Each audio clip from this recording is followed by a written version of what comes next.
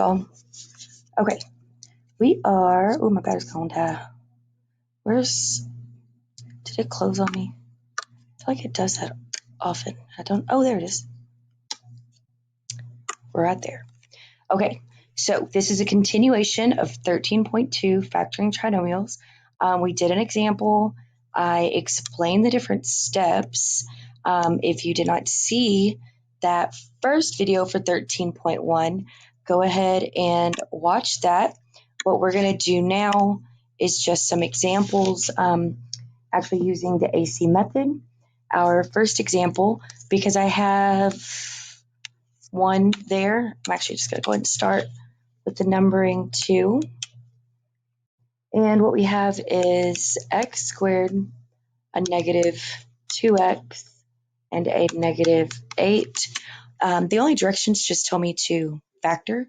And so what I'm going to do is I'm going to identify my a is 1, my b is a negative 2, and my c is a negative 8.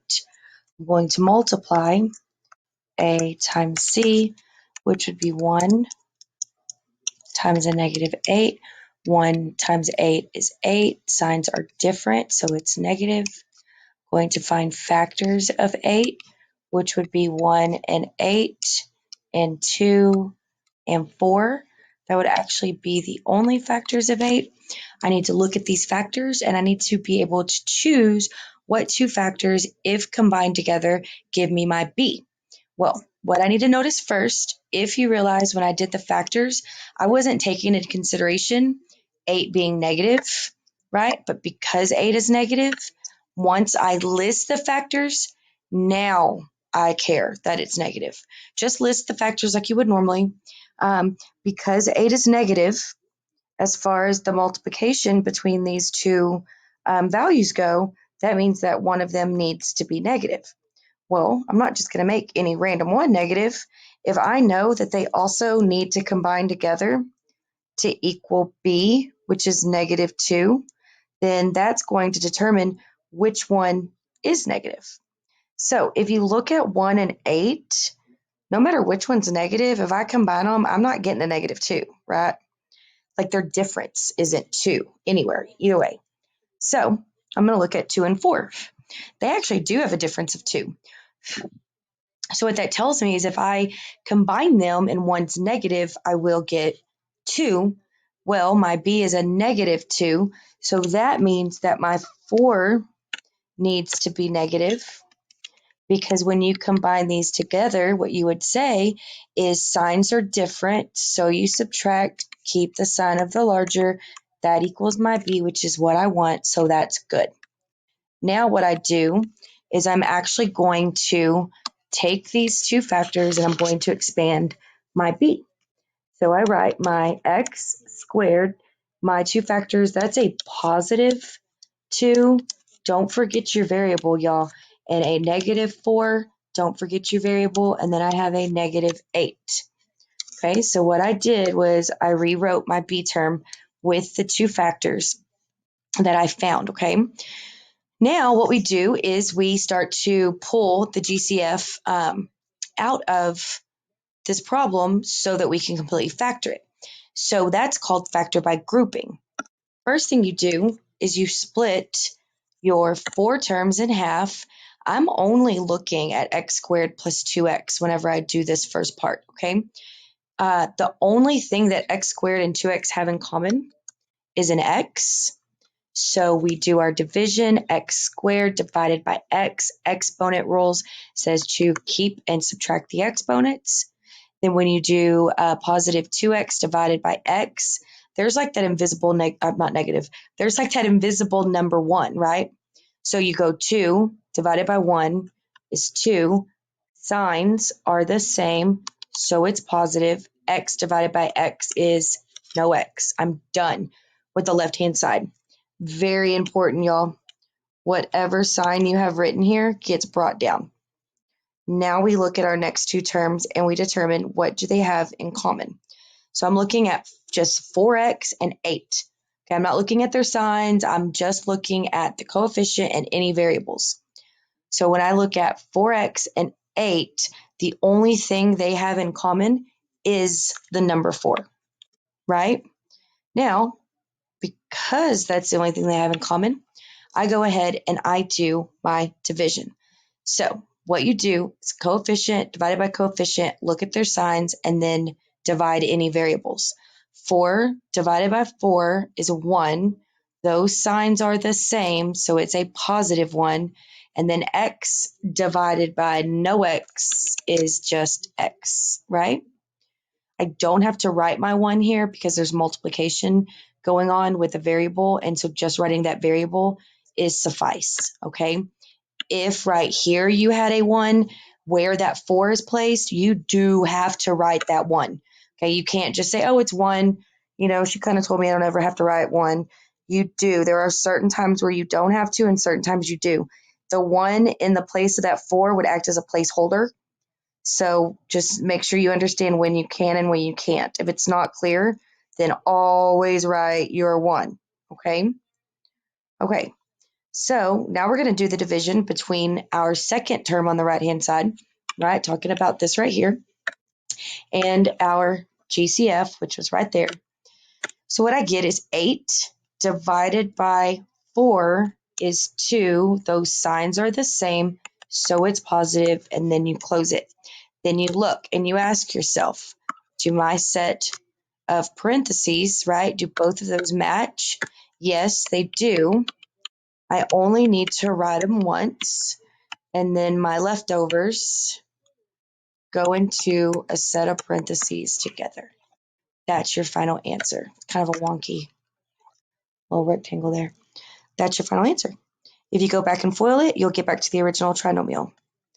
Okay, so let's do this example right here. It is x squared, negative x, and a negative 2. Identify A is 1, B, what is B? It's negative 1. And then C is what? Yep, negative 2. Okay, AC method tells me to multiply A times C. I get 1 times a negative 2. 1 times 2 is 2. Signs are different, so it's negative. Factors of 2 are just 1 and 2. Oh, that's a negative 2. I need to figure out which one of these is going to be negative. Well, they need to combine to give me my B. My B is a negative 1, which means my larger number needs to be negative. And that's because if you combine these, what you do, 1 minus 2, signs are different, so you subtract, keep the sign of the larger, that equals my B, so that's good. Caden?